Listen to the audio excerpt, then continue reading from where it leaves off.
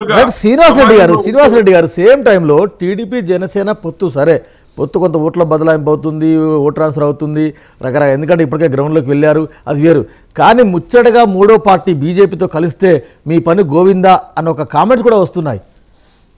ఖచ్చితంగా ఇది విన్నాం, మేము కూడా విన్నాం. మీరు అంటమేమి అది విడ్డూరం కాదు, లేకుంటే మీరు కావాలన్నట్టు కాదు.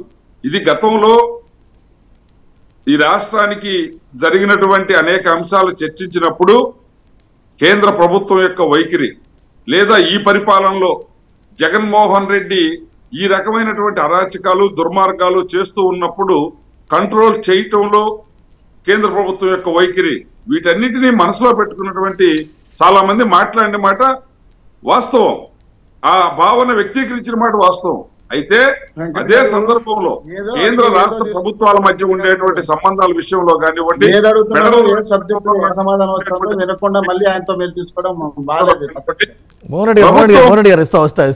కాదు కదా మళ్ళీ రెండోసారి ఆయనతో తీసుకోవడం ఏంది, ఆయన ఇష్టం వచ్చినట్టు తెచ్చుకుంటా వాళ్ళ పార్టీ గురించి అడుగుతున్నా మోహన్ రెడ్డి గారు.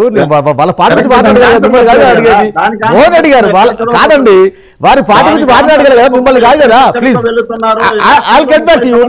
ఇస్తాను. ముందుకు వచ్చింది 30 సంవత్సరాలు వాళ్ళు ముఖ్యమంత్రిగా ఉన్నప్పుడు ఎన్నికైంది, కానీ మేము ముఖ్యమంత్రి అయిన తర్వాత 30 సంవత్సరాలు ఇస్తాం. రామోహన్ గారు ఇస్తా యాక్చువల్లీ ఫస్ట్ టాపిక్ ఇదే తీసుకోవాలి. ఒక్క నిమిషం అండి. రామారావు గారు నమస్కారం. లేట్ అయింది, ముందు ఈ టాపిక్ తీసుకుందాం అనుకున్నా. ఎన్డీఏలో టీడీపీ చేరబోతుంది. ఎన్డీఏలో టీడీపీ చేరితే అటు తెలంగాణలో కొన్ని సీట్లలో పోటీ చేస్తుంది, ఖమ్మం మల్కాజిగిరి 2 స్థానాలు.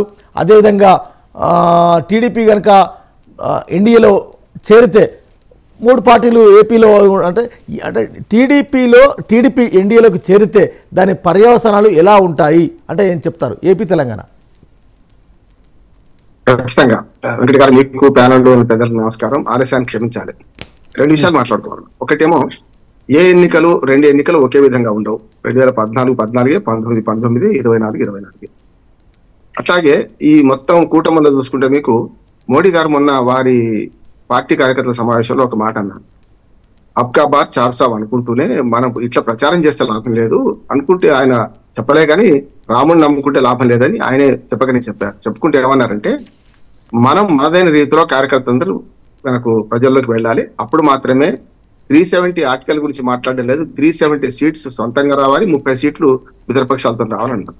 నిజంగానే అదే దిశలో ఇవాళ ఆంధ్రప్రదేశ్ లో పార్టీలు కూడా అట్లాగే పోతున్నాయి. వై నాట్ 175 అని మనకు వైసీపీ, అట్లాగే మాకు 163 వస్తాయి. ఈ మధ్య నిన్న మొన్న సర్వేలు వచ్చినాయి, చాలా విచిత్రమైన సర్వేలు.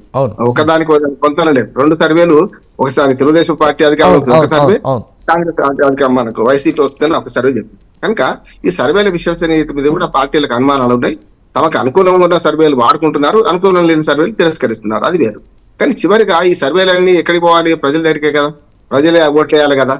అందులో ఇప్పుడు నా ఉద్దేశం ఏంటంటే, ఎన్డీఏలో చేరికలో లాభం అవుతుందంటే ఖచ్చితంగా గడ్డిపోచలు వేరువేరుగా ఉన్నప్పుడు ఏనుగుడు బంధించలేవు.